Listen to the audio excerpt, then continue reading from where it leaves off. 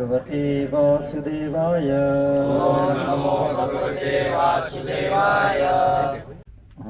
चैतन्य चरितामृत मध्य लीला 22वां अध्याय श्लोक क्रमांक 105। कृति साध्या भवेत् साध्य भावा सा साधनाभिधा नित्य सिद्धस्य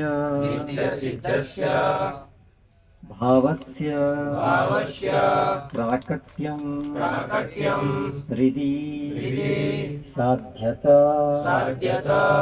कृति साध्या भवेत् साध्या भावा सा साधनाभिधा नित्यसिद्धस्य भावस्य प्राकट्यं हृदि साध्यता कृति साध्या इंद्रियों द्वारा संपादित भवेत जिससे होता है साध्य भाव भगवान का प्रेम प्राप्त सा वह साधनाभिधा साधना भक्ति कहलाती है नित्य सिद्धस्य जो नित्य रूप से उपस्थित है भावस्य भगवत प्रेम का प्राकट्यम प्रकटीकरण हृदय में साध्यता संभावना। अनुवाद एवं तात्पर्य द्वारा श्रील प्रभुपाद की जय।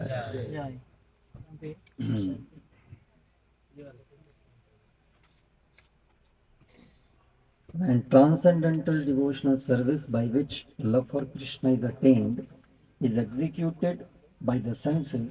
It is called sadhana bhakti or regulative discharge of devotional service. जब भक्ति सेवा जिससे कृष्ण प्रेम उत्पन्न हो वो इंद्रियों के द्वारा संपादित की जाती है तब उसको साधना भक्ति कहते हैं। Such devotion eternally exists within the heart of every living entity. ये भक्ति नित्य रूप से सबके हृदय में उपस्थित है। The awakening of this eternal devotion is the potentiality of the devotional service in practice.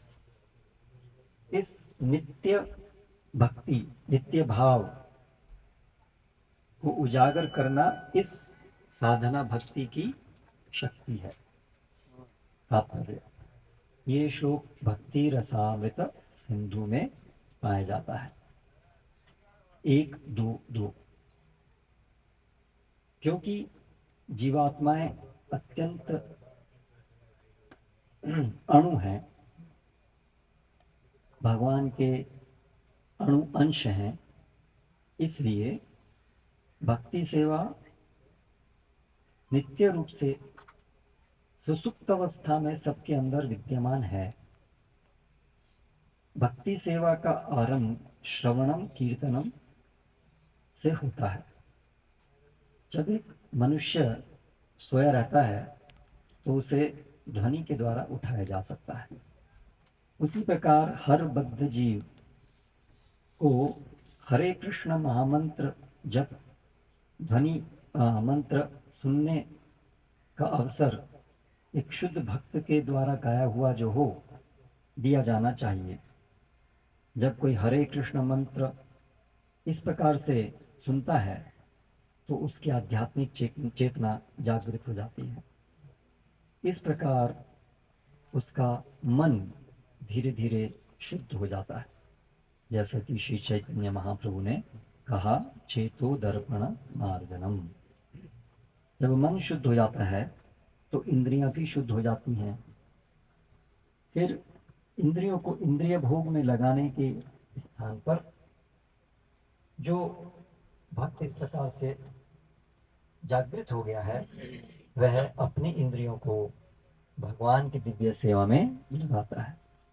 ये वो पद्धति है जिससे सुसुप्त कृष्ण प्रेम जागृत किया जा सकता है। ओम ज्ञानतिमिरान्धस्य ज्ञानञ्जनशलाकया चक्षुरुन्मीलितं येन तस्मै श्रीगुरवे नमः। श्रीचैतन्यमनोभीष्टं स्थापितं येन भूतले स्वयं रूपकदा मह्यं ददाति स्वपदान्तिकं। वन्देऽहं श्रीगुरो श्रीयुतपदकमलं श्रीगुरून् वैष्णवांश्च श्रीरूपं साग्रजातं सहगणरघुनाथान्वितं तं सजीवं साद्वैतं सावधूतं परिजनसहितं कृष्णचैतन्यदेवं श्रीराधा कृष्णपादान् सहगणललिता श्रीविशाखान्वितांश्च। जय श्रीकृष्ण चैतन्य प्रभु नित्यानन्द श्री अद्वैत गदाधर श्रीवासादि गौरभक्तवृन्द। हरे कृष्णा कृष्ण कृष्ण हरे हरे, हरे राम राम राम हरे हरे।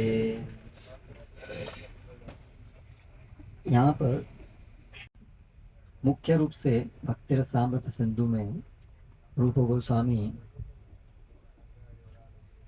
उसको 3 विभागों में बांटते हैं, साधन भक्ति, भाव भक्ति और प्रेमा भक्ति। तो जो प्रथम सोपान है भक्ति का वो है साधना भक्ति। तो साधना भक्ति और भाव भक्ति में क्या भेद है, ये सब चीज़ें पता होनी चाहिए। और साधना भक्ति की क्या परिभाषा है, क्योंकि हम सभी आरंभिक स्तर पे ही हैं, इसलिए विशेष रूप से साधना भक्ति को अच्छे से समझना हमारे लिए जरूरी है।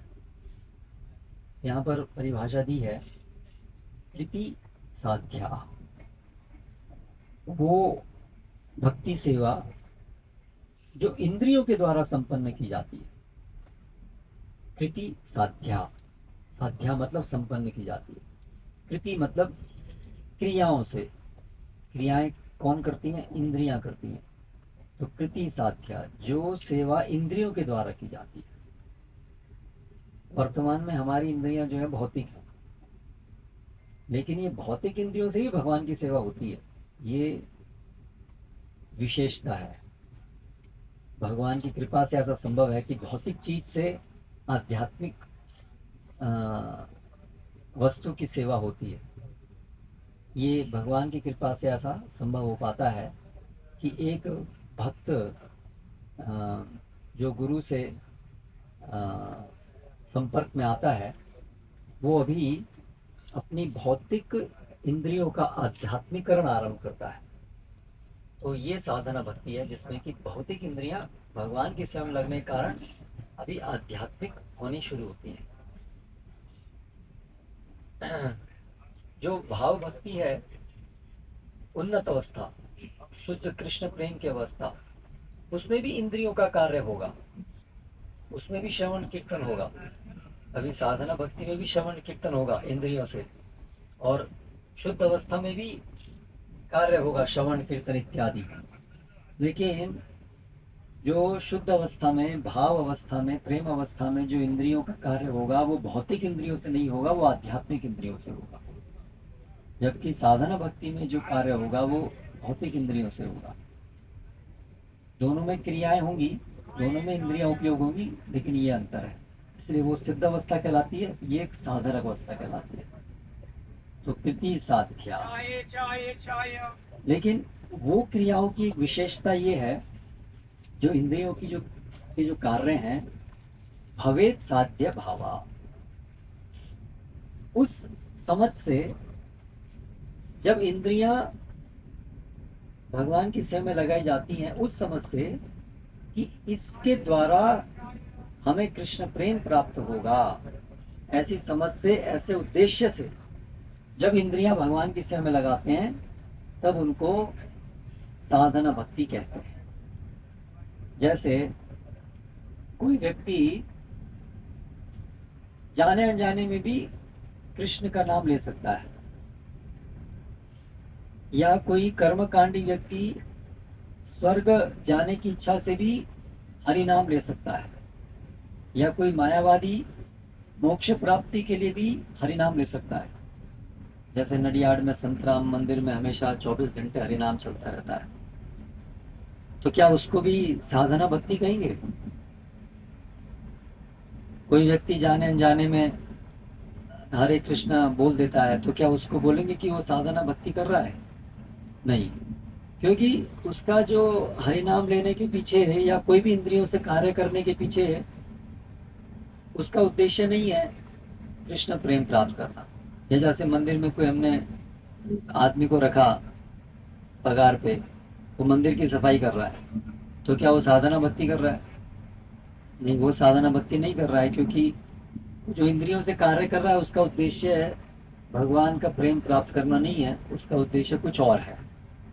तो इसलिए ये साधना भक्ति की परिभाषा में भवेद साध्य भावा, इस उद्देश्य से कि साध्य भावा, साध्य भावा मतलब, साध्य मतलब सिद्ध, सिद्ध भाव, सिद्ध अवस्था, कृष्ण प्रेम अवस्था प्राप्त करने के उद्देश्य से जब अपनी इंद्रियों को भगवान के सेवा में लगाया जाता है, सा साधना विदा, तब उसको साधना भक्ति कहते हैं।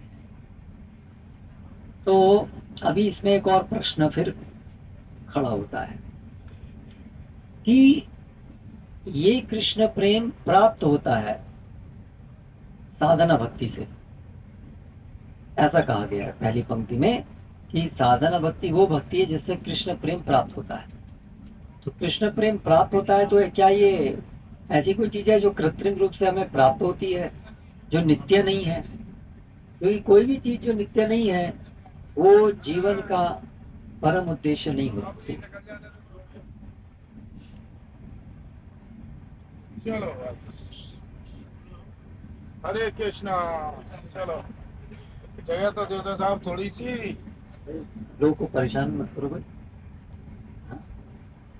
तो कोई भी वस्तु जो नित्य नहीं है वो जीवन का परम लक्ष्य नहीं हो सकती है, वो तो अनित्य है, वो तो आज है कल नहीं है।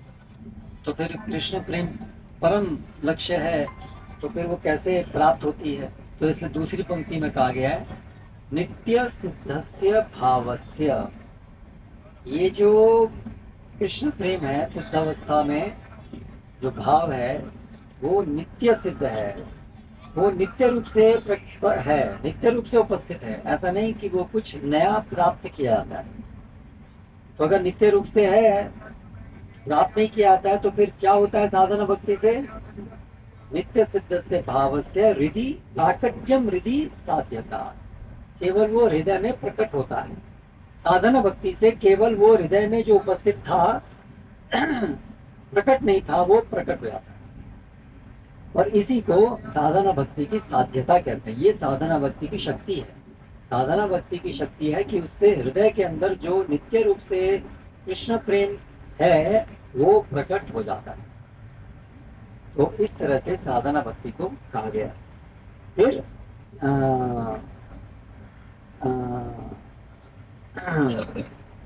फिर बताते हैं कि श्रवणादि क्रियाकार स्वरूप लक्षण तटस्थ लक्षणे उपजाए प्रेम धन।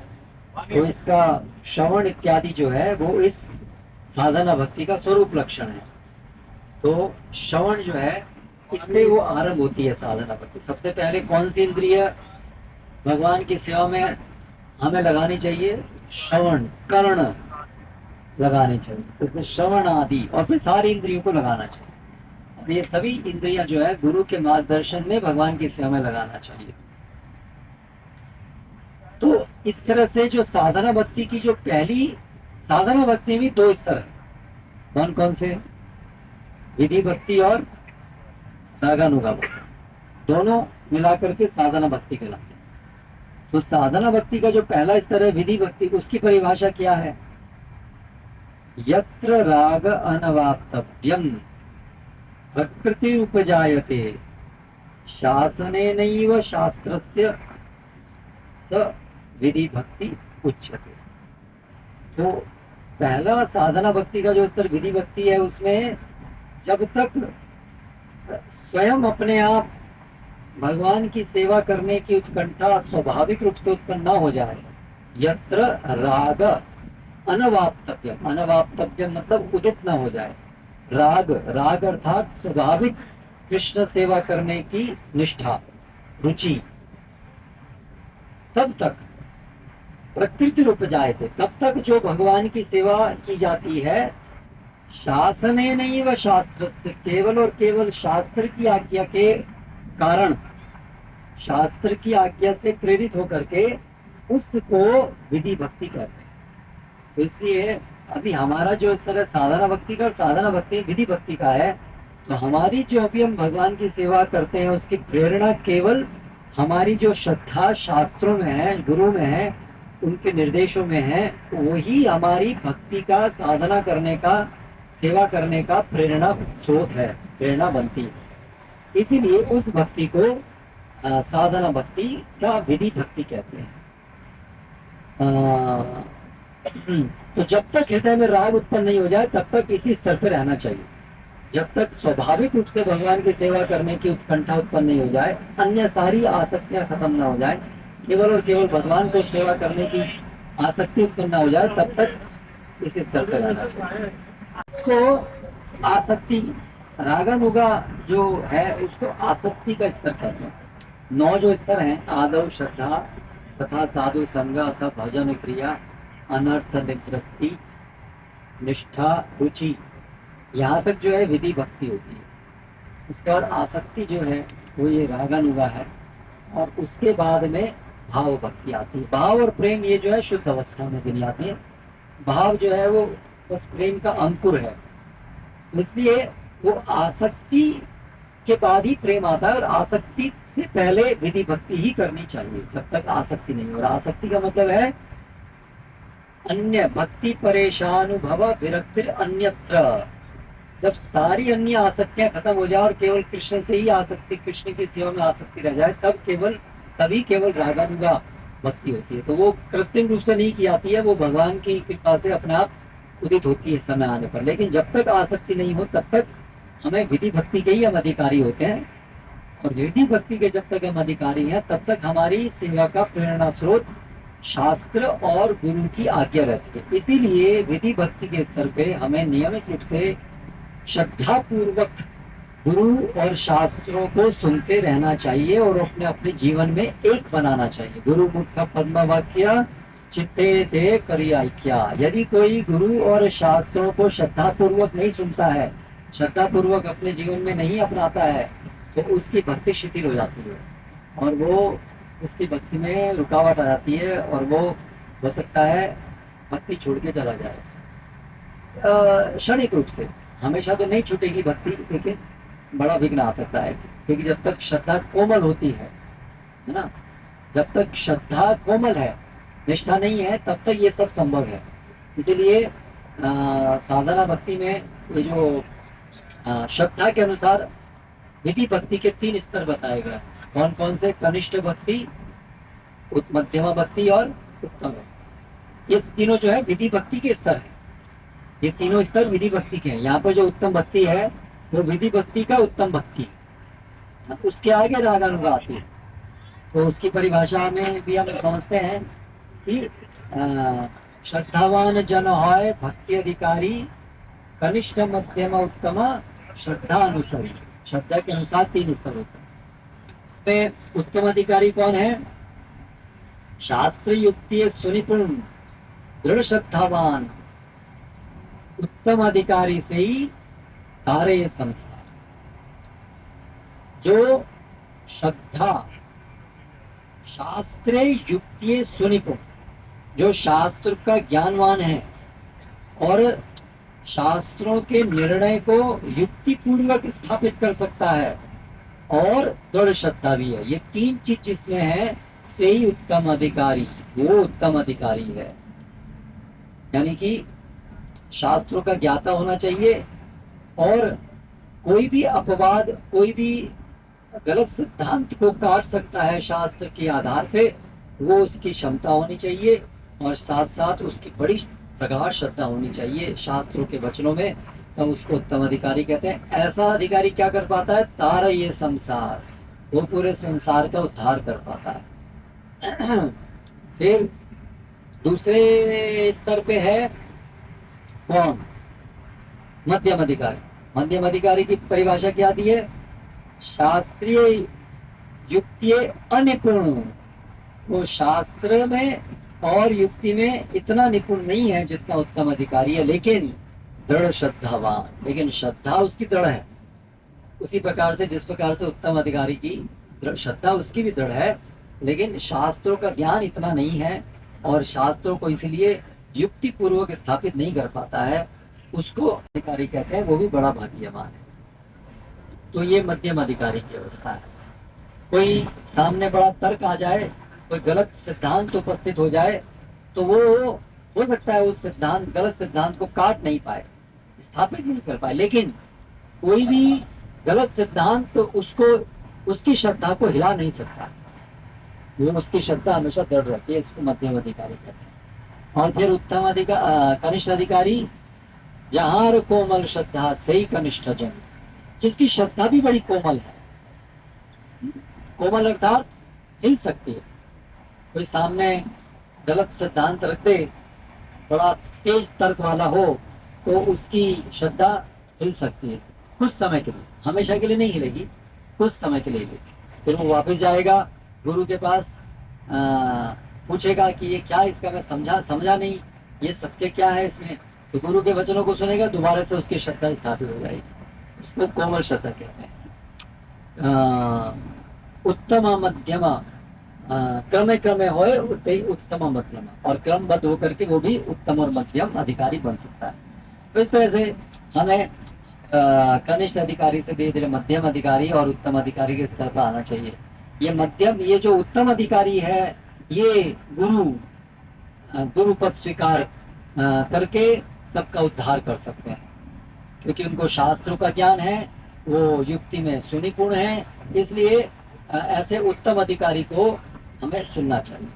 हम यहाँ देखते हैं ये जो उत्तम अधिकारी की परिभाषा है, ऐसा नहीं कि ये रागानुगा या प्रेम जिसको है वही केवल गुरु बन सकता है।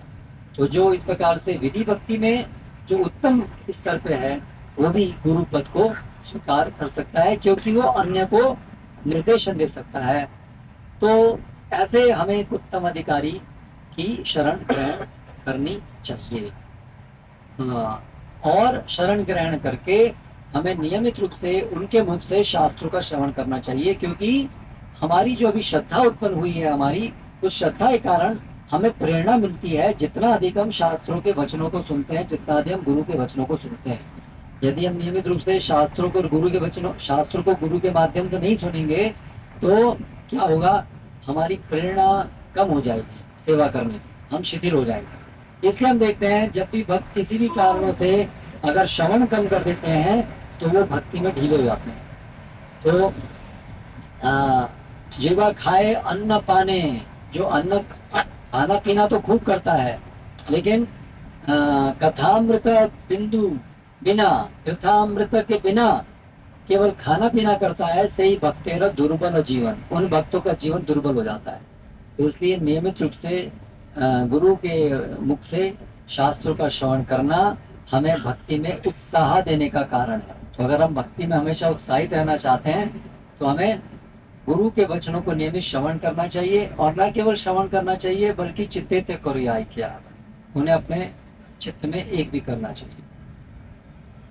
श्रवण कीर्तन जल, उससे अपनी भक्ति अंकुर को हमेशा जल अर्पित करते रहना चाहिए, तो वो भक्ति लता बढ़ती रहती है, बढ़ती रहती है, और ब्रह्मांड को भेद करके भगवान के चरणों में स्थान ग्रहण करती है। यहाँ पर समाप्त करते हैं। हरे कृष्णा कृष्णा कृष्णा हरे हरे, हरे राम राम राम। ठीक है। प्रश्न प्रश्न, आप प्रश्न उत्तर तो पूछ सकते हैं। प्रश्न ये है कि हाँ,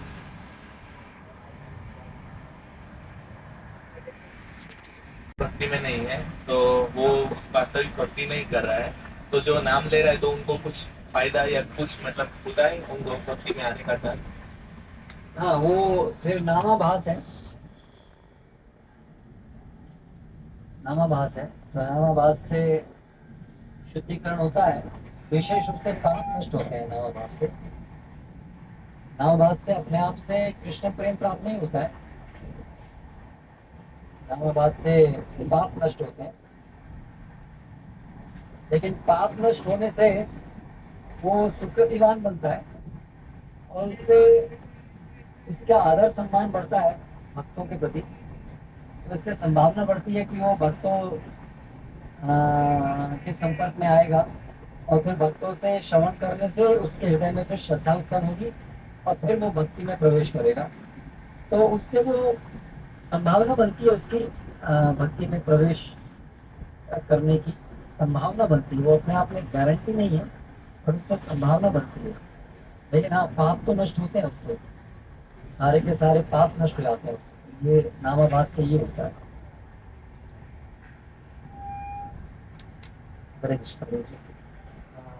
जो गुजरात में फेमस एक संप्रदाय है, और हमारे कई भक्त ऐसे मानते हैं कि वो नाम लेने से भी उनको स्वीकृति होगी, क्योंकि वो तो लोग जैसे सातवां अपराध है, नाम के बल पर पाप करना, से नाम तो वो ले रहे हैं, पर सही उनका जो उद्देश्य है वो सही नहीं है।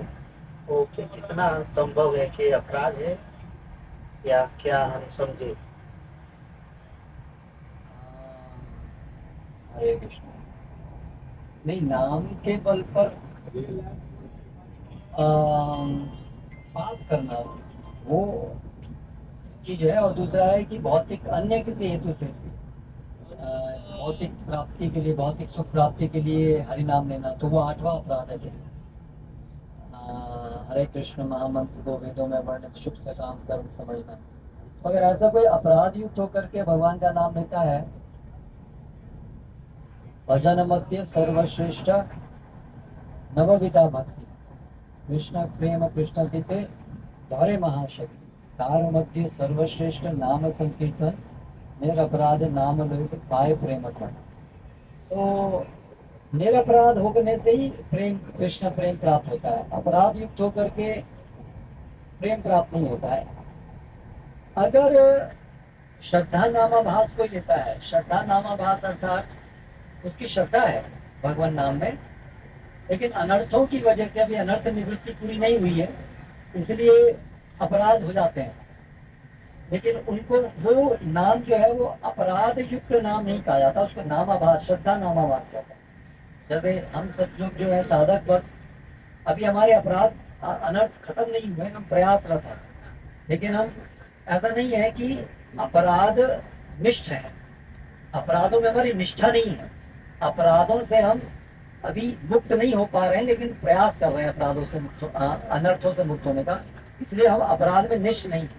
लेकिन जो कमिटेड ऑफेंडर्स हैं, जैसे कि भगवान से ईर्ष्या करते हैं, भगवान के नाम को अनित्य मानते हैं, भगवान के रूप को अनित्य मानते हैं, या जिनके जीवन का उद्देश्य भगवान नाम कृष्ण प्रेम प्राप्त करना नहीं है, तो वो सब तो अपराध निष्ठ है, उनकी तो अपराध में निष्ठा है, इसलिए वो अपराधपूर्ण नाम लेते हैं। इसलिए उस अपराधपूर्ण नाम लेने से कृष्ण प्रेम प्राप्त नहीं होगा।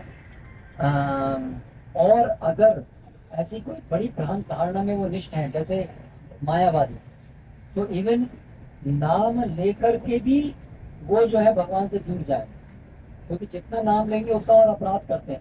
तो वो दोनों चीज करते हैं, वो अपराध भी करते हैं साथ साथ में, और भगवान का नाम लेने से कुछ सुकृति भी प्राप्त करते हैं, इससे दोनों का परिणाम उनको मिलता है। तो जो इस प्रकार से कमिटेड ऑफेंडर्स हैं, जो भगवान का बिल्कुल जानबूझ करके समझ करके कि भगवान का रूप अनित्य है, तो वो जो भगवान का नाम लेते हैं, उससे तो मुश्किल है कहना कि लाभ होता है कि नुकसान होता है, क्योंकि दोनों चीज कर रहे हो। तो उनकी स्थिति बहुत खराब है। जो सोच समझ के अपराध करते हैं वो ईर्ष्या और द्वेष को बढ़ाते हैं। तो ये देखना होगा कि वो किस स्तर पे है। अनजाने में नाम लेना और उनके अंदर भ्रांत धारणा है वो अलग बात है, लेकिन सोच समझ करके शास्त्र का ये मतलब है, जैसे शंकराचार्य के फॉलोवर्स हैं और मायावादी लोग जो हैं, तो वो तो बहुत बड़े मायावादी कृष्ण अपराधी, वो तो अपराधी हैं। हमारे नाम लेते हैं तो हमारे भक्ति ऐसे समझते हैं कि उनको पीछे नारायण नारायण है तो नहीं, वो जो है क्या है, वो कमिटेड ऑफेंडर्स है। वो लोग तो बहुत अच्छे से भगवान को अवॉइड करते हैं, शास्त्रों के आधार पे समझ करके शास्त्रों में से अलग अलग कुतर्क करके कि वो जो एक व्यक्ति है वही भगवान है और वो वही भगवान के गोलोक से भी ऊपर उनका धाम है। वो तो बहुत सोच समझ करके अपराध कर रहे हैं। इसलिए इसलिए उस प्रकार से जो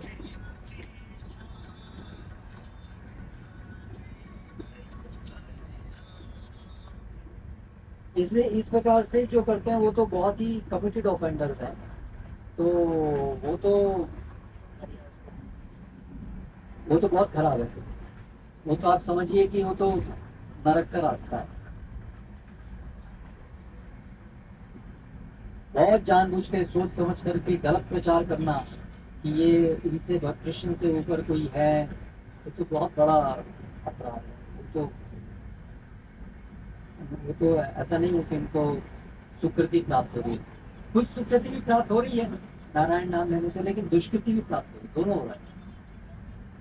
इसलिए उनको जो अपराध कर रहे हैं उसका भी परिणाम भुगतना पड़ेगा और जो सुकृति मिल रही है उसका भी लाभ होगा। दोनों चीज होंगी, लेकिन सीधा रास्ता नहीं है उनका। तो दोनों तरफ जा रहे हैं वो लोग, ऐसा। हरे कृष्ण प्रभु। कई बार क्या होता है कि हम साधना भक्ति तो करते हैं, लेकिन उसमें हम बुक रीडिंग, चैंटिंग और थियरी भी करते हैं। तो उसमें क्या होता है कि हम बार बार साधना करने के बाद भी कई बार हम जो साधना भक्ति का जो गोल है कृष्ण प्रेम या फिर श्री कृष्ण स्वयं, तो हम वो भूल जाते हैं। कई बार हम माला करते हैं लेकिन हमें याद नहीं रहता कि हम हमारे गोल श्री कृष्ण है। सिर्फ माला घूमती रहती है या फिर ऐसे ही साधना होती रहती है। तो क्या ऐसी साधना से कोई फल मिलता है या फिर थोड़ा भी ग्रोथ होता है? अगर हम नियमित रूप से भगवान का नाम ले रहे हैं तो कुछ ना कुछ तो हमारी समझ होगी, तभी तो हम नियमित रूप से जब कर रहे हैं। अगर या तो हमारी कोई और समझ होगी शुद्ध भक्ति के अलावा कि भाई आप हर रोज जब करो आपकी नौकरी लग जाएगी, ऐसा कुछ, या तो हमें गलत हमारी समझ है तो व्यक्ति नियमित रूप से जब कर सकता है, लेकिन बिल्कुल गलत उद्देश्य से, तो वो तो फिर भक्ति के अंदर नहीं कहा जाएगा। लेकिन अगर हम ऐसी कोई गलत उद्देश्य से, हमारे अंदर नहीं है अगर कोई गलत उद्देश्य है, तो फिर उद्देश्य तो हमारा सही है। हाँ, हम जो है हमेशा उसके प्रति सचेत नहीं रह पाते, हम हमेशा उसके प्रति सचेत नहीं रह पाते। यहाँ तक कि भगवान नाम लेते समय भी हम ध्यान पूर्वक जप नहीं कर पाते, हमारा ध्यान इधर उधर पड़ जाता है। लेकिन ऐसा नहीं है कि हमारे हृदय के अंदर वो उद्देश्य ही नहीं है कृष्ण प्रेम प्राप्त करने का। तो इसलिए ऐसा जो भगवान की सेवा होती है जिसमें हम हमेशा निरंतर नहीं होता है वो, लेकिन नियमित होता है। निरंतर और नियमित में अंतर है, तो इसलिए वो सब भक्ति सेवा गिनी जाती है, लेकिन वो निम्न अवस्था में है। तो इसलिए भक्ति सेवा में आती है श्रवण दशा, वर्ण दशा और फिर स्मरण दशा। और स्मरण दशा के अंदर भी अलग अलग स्तर होते हैं। उसमें सबसे पहले होता है कि भगवान का स्मरण कभी कभी होता है, सतत नहीं होता है। फिर आगे चल करके धीरे धीरे अवस्था आती है ध्यान, धारणा और फिर समाधि, जिसमें सतत भगवान का स्मरण होता है। तो वो तो अलग अलग क्रमबद्ध रूप में आगे बढ़ते हैं। लेकिन ऐसा नहीं है कि यदि हम हमेशा सचेत नहीं हैं तो उस सेवा से कोई लाभ नहीं हो रहा है, ऐसा नहीं है। उस सेवा से बहुत लाभ हो रहा है, लेकिन हमें प्रयास करते रहना चाहिए कि हम सचेत होकर के सेवाएं करें। अगर हम बिल्कुल प्रयास नहीं करेंगे तो फिर भगवान देखेंगे कि ये इतने अधिक दृढ़ नहीं है, बहुत मेहनत नहीं कर रहे हैं, तो फिर हमारी प्रगति धीरे होगी। लेकिन ऐसा नहीं है कि जब तक कोई व्यक्ति सचेत होकर के प्रयास नहीं करेगा, पूरा वो हमेशा से कृष्ण भावनामृत में नहीं है, तब तक उसे कोई लाभ नहीं होगा, ऐसा नहीं है। तो इसलिए हमें प्रयास करते रहना चाहिए। हम जैसे हर रोज जप करते हैं तो हमारा ध्यान हमेशा जप में नहीं रह पाता है, तो उसका अर्थ ये नहीं है कि सुध अच्छा है जब ही मत करो, इसका ये अर्थ नहीं। अगर हम ध्यान पूर्वक भी नहीं कर पा रहे हैं, लेकिन हमारी हृदय के अंदर ही समझ तो है कि हमारा उद्देश्य कृष्ण प्रेम प्राप्त करना है, तो इवन मात्रा जो है, जो हमने मामी 16 माला का दिया, तो कम से कम वो मात्रा पूर्ण करने से भी हमें शक्ति प्राप्त होती है, भले ही हम पूरे शुद्ध रूप में उसको जप नहीं कर पा रहे हैं तो भी।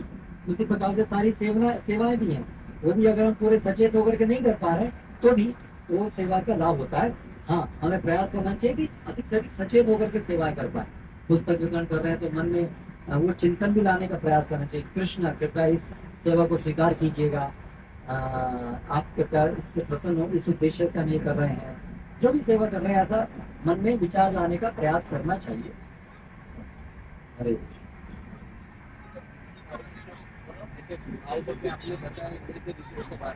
माइक माइक टाइम है।